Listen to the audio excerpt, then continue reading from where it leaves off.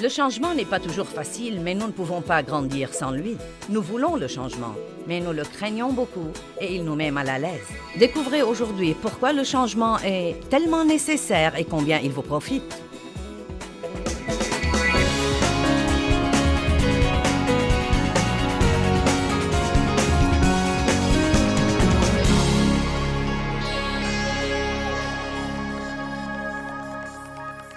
Ce que vous croyez devient votre réalité. Romains 14, 14 dit que si nous pensons que quelque chose est un péché, bien qu'il ne soit pas un péché, il deviendra péché pour nous. C'est à ce point que notre pensée est puissante et que la fausse culpabilité est dangereuse. Il y a une différence entre la conviction et la condamnation. Quand le Saint-Esprit nous convainc, nous ressentons un genre sain de remords et de culpabilité. Mais l'ennemi essaye très souvent de nous culpabiliser pour des choses dont nous ne devons pas nous culpabiliser. Par exemple, si vous avez péché et que vous vous êtes vraiment repenti, ça ne sert à rien de vous culpabiliser par après. Donc, si vous continuez à vous culpabiliser par après, et ce genre de culpabilité vous fait le même effet que la première culpabilité, le seul moyen de faire la différence, c'est de connaître la parole de Dieu. Car les deux font le même effet. Je peux me sentir coupable avant de me repentir, et je peux toujours me sentir coupable après mon repentir, et cette culpabilité me fait le même effet que la première. Comment donc saurais-je si je suis coupable ou non?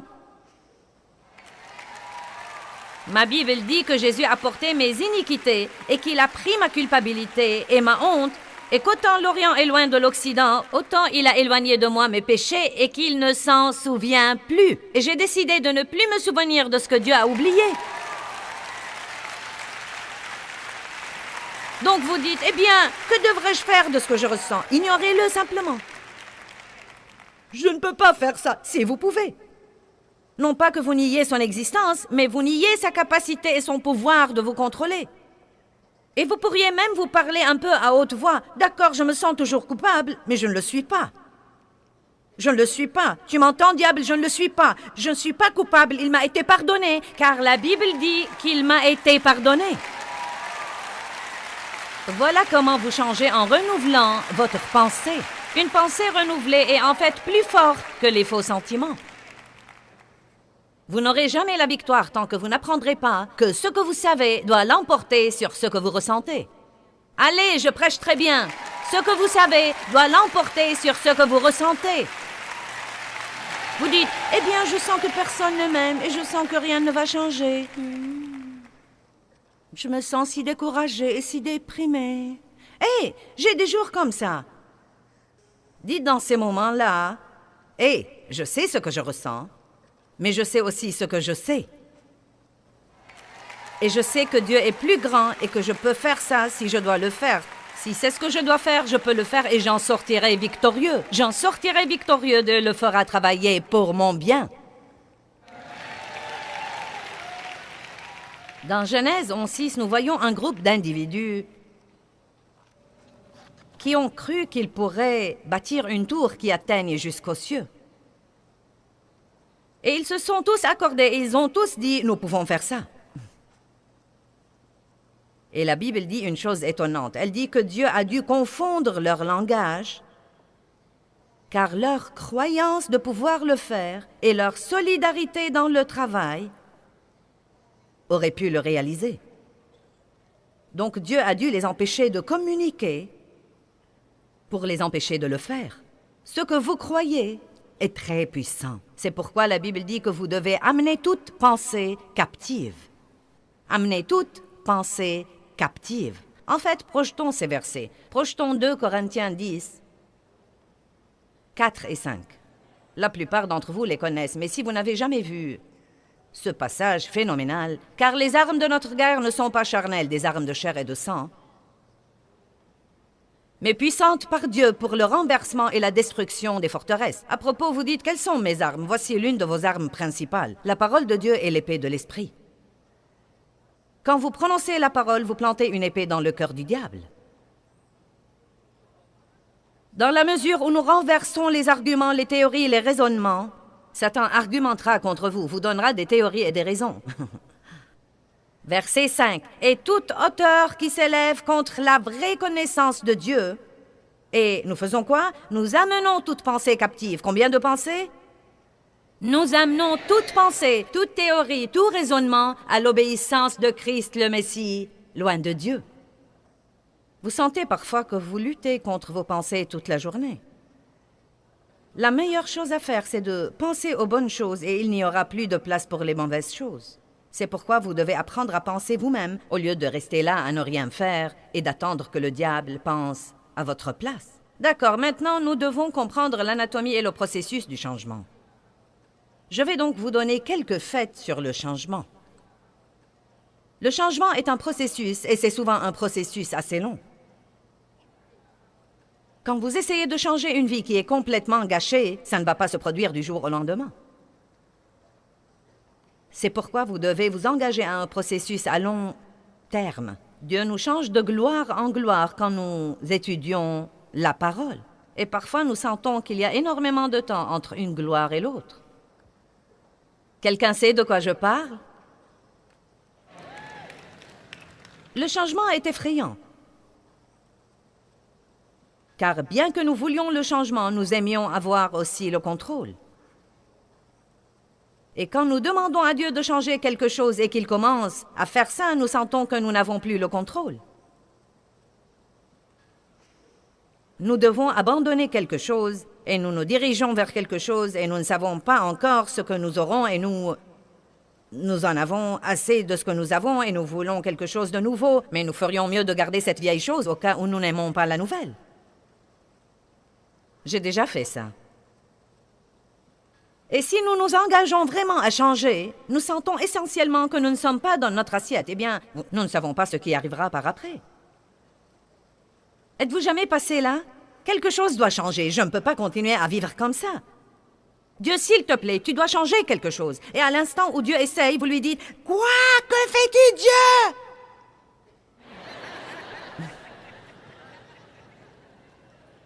J'ai lu aujourd'hui une chose que j'ai trouvée intéressante. Elle dit « Nous avons tous notre petite version du Seigneur des cercles. » Et cela veut dire que quand nous sommes très petits, nous traçons un cercle autour de notre vie.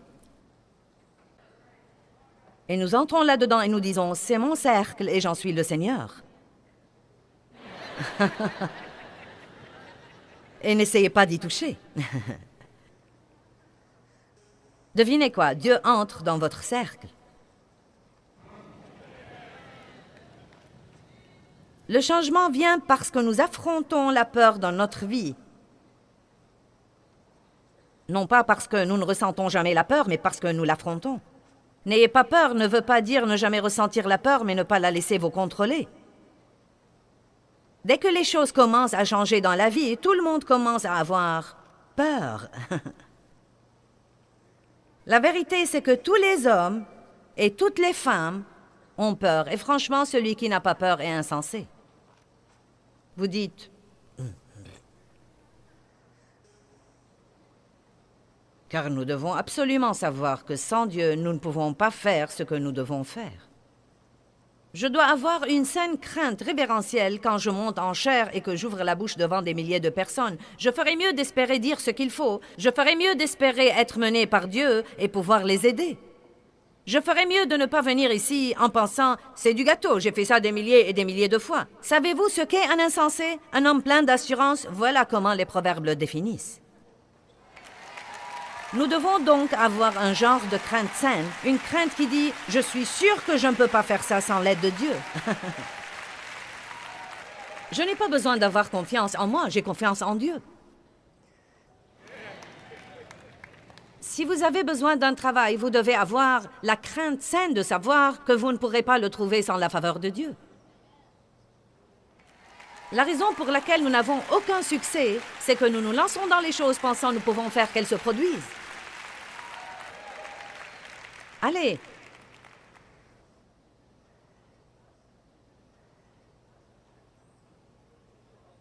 David a dit, et j'aime ça, « Quand je suis dans la crainte, je me confie en Dieu. » David a craint.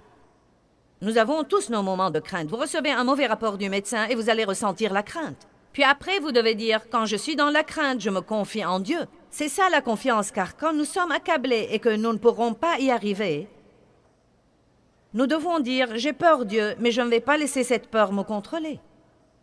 Je vais l'affronter. » Le courage, ce n'est pas l'absence de la peur, c'est affronter la peur. C'est la regarder en face et dire « Je me fiche de ce que je ressens, je ferai ce que Dieu me demande de faire. » Et le changement est effrayant. Une des plus grandes raisons pour lesquelles les gens mènent des vies ennuyeuses, impuissantes, c'est qu'ils n'ont pas le courage de faire des changements.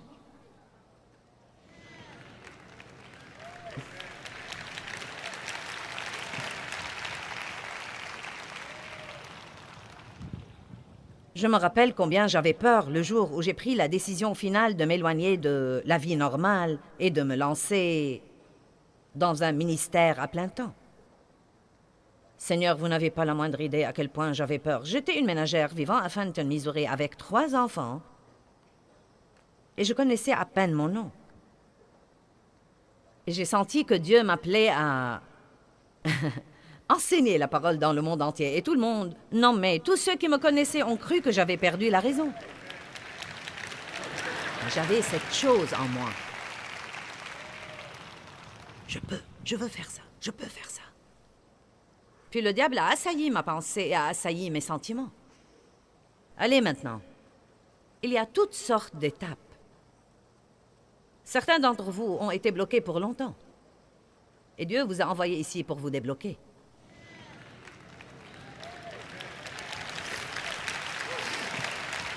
Nous prenons parfois de mauvaises décisions à cause de la peur.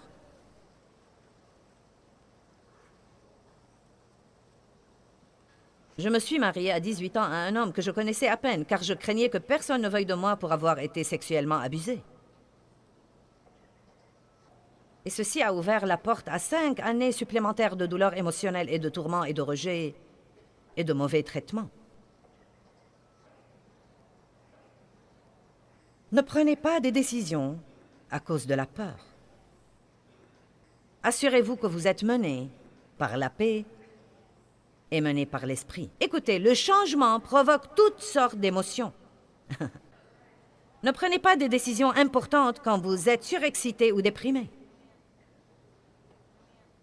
Vous prenez une grande décision quand vous êtes surexcité. Et qu'est-ce qui arrive quand votre excitation retombe et qu'il ne vous reste que le travail dur? Je dis toujours, attendez que vos émotions se calment, puis décidez. Vous roulez à côté d'une agence de voitures. Vous décidez d'entrer et vous cherchez quelque chose. Et avant de quitter, vous signez sur les pointillés. Beaucoup d'entre vous possèdent en ce moment des choses qu'ils regrettent d'avoir achetées.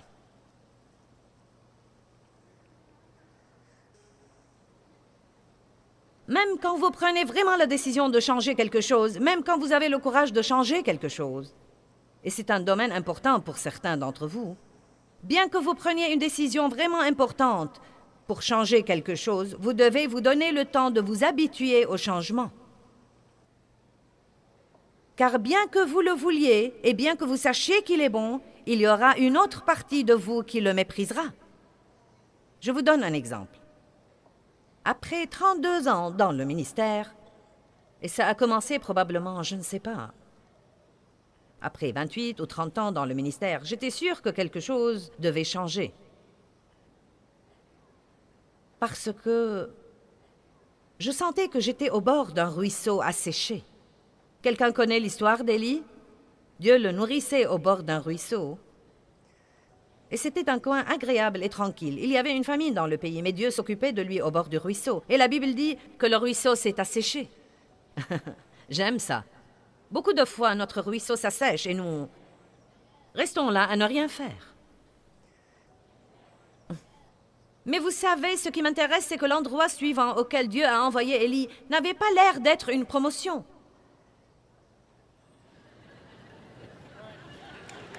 Il était assis au bord de ce ruisseau et il était surnaturellement nourri par les corbeaux. Ça vous plairait que Dieu vous envoie votre petit déjeuner par avion chaque jour?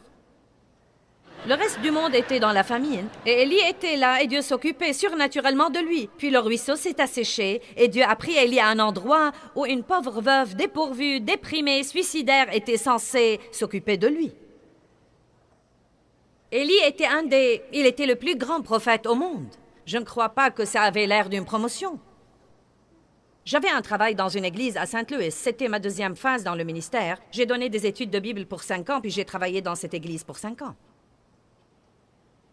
Et puis Dieu m'a dit que mon rôle était fini là, et que je devais prendre mon ministère et aller vers le nord, le sud, l'est et l'ouest. Ça avait l'air énorme. Mais personne ne me connaissait. Et vous ne pouvez pas frapper à la porte d'une église et dire « Dieu m'a appelé, puis-je prêcher ?»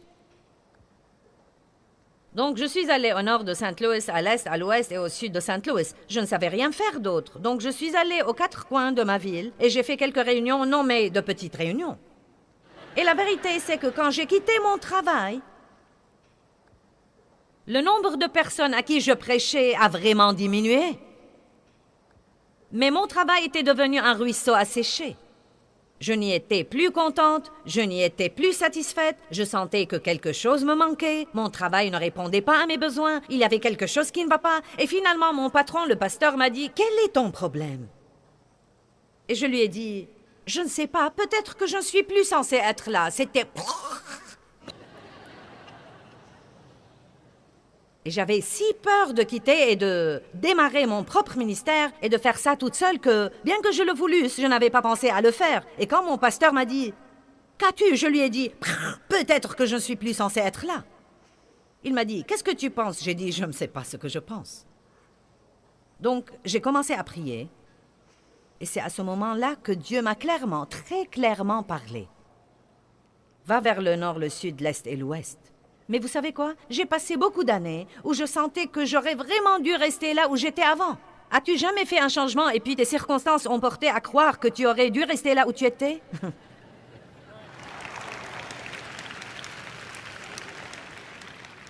J'ai senti que c'était important de vous raconter ça, car bien des fois, quand vous faites un changement, ça ne marche pas exactement de la façon dont vous pensiez que ça allait marcher, mais Dieu a toujours un plan.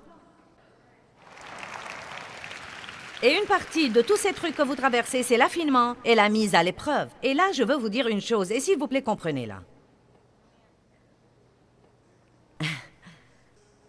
Quand vous quittez une certaine chose, disons comme Élie a quitté ce ruisseau et que ce qu'il a eu par la suite n'avait pas l'air d'être une promotion. Vous savez, ce qui est vraiment important, ce n'était pas si important qu'il ait une meilleure et plus favorable circonstance. La chose la plus importante, c'est qu'il était dans la volonté de Dieu. Vous voyez, quand j'ai quitté mon travail à l'église à Saint-Louis, ce n'était pas si important de passer d'enseigner 400 personnes par semaine à 4000, car ce n'est pas ce qui est arrivé. Je suis passée d'enseigner 400 ou 500 personnes à enseigner 50. Et c'était dur. C'était dur pour ma chair, mais j'avais la paix dans mon cœur. Car je savais que je faisais ce que Dieu voulait que je fasse. Ça n'avait aucun sens, et je ne le voyais pas encore dans mes circonstances, mais je savais bien que je faisais ce que Dieu voulait que je fasse. Et donc, si vous avez fait quelques changements, ou si vous devez faire quelques changements, vous devez vous rendre compte que vous devez suivre votre cœur, suivre votre cœur, suivre votre cœur. Car je peux vous assurer que l'ennemi essaiera de vous donner l'impression d'avoir fait une grande bêtise. Allez maintenant.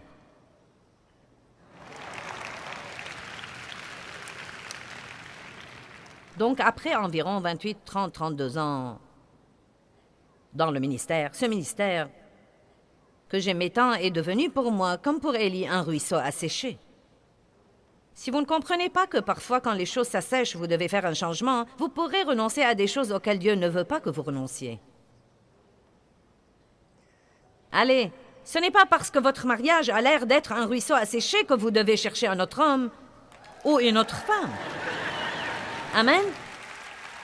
Peut-être que vous avez besoin d'un peu d'aventure dans votre mariage. Allez, et peut-être que vous devez être la personne qui le suscite. Au lieu de vouloir toujours que quelqu'un d'autre le fasse, peut-être que vous devez le faire. Allez. Pourquoi ne pas être le premier à faire quelque chose d'un peu aventureux dans votre vie, à ce qui vous semble tout à fait asséché, à ce qui vous semble mort. J'ai senti que, je vais être franche avec vous, j'en avais vraiment assez de faire ça. Et ce n'est pas que je voulais renoncer à prêcher, j'aimais Dieu et je voulais accomplir son appel sur ma vie, mais j'étais vraiment...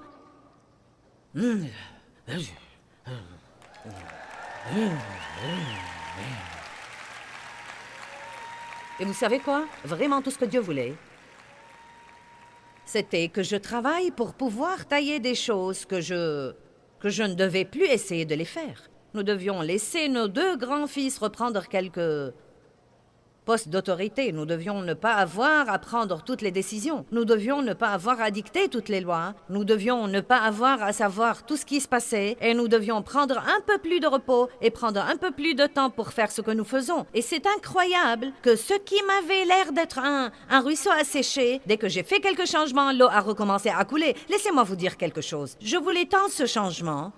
J'avais besoin de ce changement. C'était bon pour moi d'avoir ce changement. Mais par la suite, pendant probablement 1 an à 1 an et demi, chaque fois que j'apprenais que quelque chose a été décidé au bureau dont je n'étais pas au courant, je n'aimais pas ça.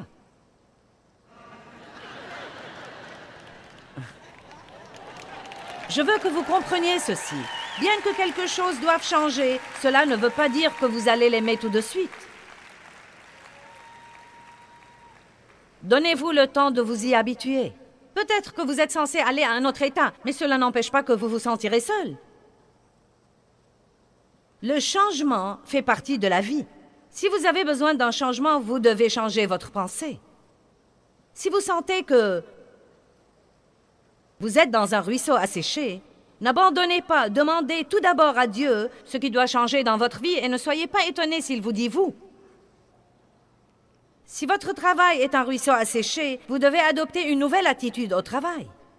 Vous devez être reconnaissant encore une fois pour avoir un travail.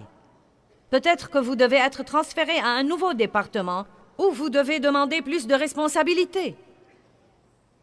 Le désir de changer ne veut pas toujours dire que nous devons abandonner quelque chose, mais peut-être que c'est le cas pour vous. Peut-être que vous êtes dans une église où vous ne grandissez pas. La dernière fois où vous avez grandi était en 1902. Et la vérité, c'est que si vous ne m'écoutiez pas toutes les semaines, vous ne sauriez rien. Je vous dis la vérité. Mais vous continuez parce que vous ne voulez pas fâcher maman et vous ne voulez pas fâcher grand-maman. Allez, la réunion est presque terminée. Je ferai aussi bien d'y aller. Et la vérité, c'est que vous êtes au bord d'un ruisseau asséché où vous n'êtes pas nourri. Vous devez avoir assez de courage pour vous lever et dire « Je ne veux pas rester là et flétrir. Je dois aller quelque part où je peux être nourri de la parole de Dieu pour continuer à changer et à grandir. »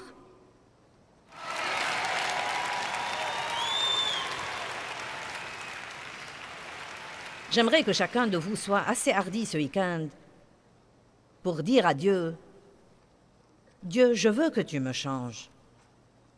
Je veux que tu m'utilises pour changer tout ce que tu veux m'utiliser pour changer dans le monde. Je crois vraiment que tu peux tout changer. Moi, mes circonstances, mes enfants, mon mariage, mes finances, il n'y a rien que tu ne puisses pas changer. Je sais que le changement n'est pas facile, mais je m'engage à être là où tu veux que je sois à tout moment. Je ne vais pas rester là à ne rien faire et pour rire avec ma pensée puante. Amen. Que tout le monde crie « Changement !» Donc, levons-nous.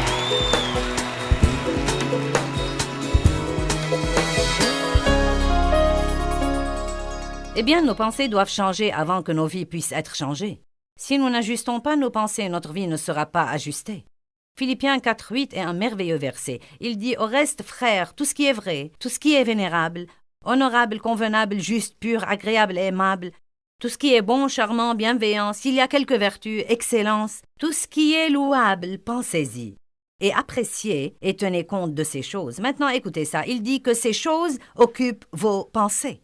Donc, ça nous dit vraiment d'avoir de bonnes pensées. Pensez à des choses qui vous font profiter. Ne soyez pas le genre de personne qui va toujours au négatif ou qui n'excuse pas des personnes qui l'entourent. Vous allez sûrement vous aider si vos pensées sont meilleures et plus positives.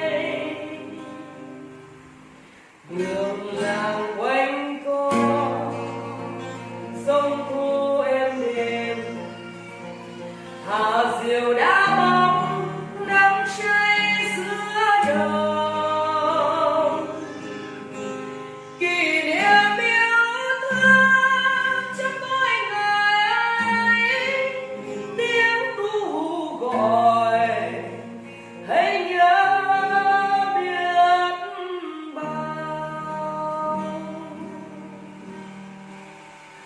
tôi xa quê bao năm tháng qua nhưng trong trái tim không bao giờ xa lời mẹ ru con hiu hiu chưa hè mùa lụt nước lũ bắt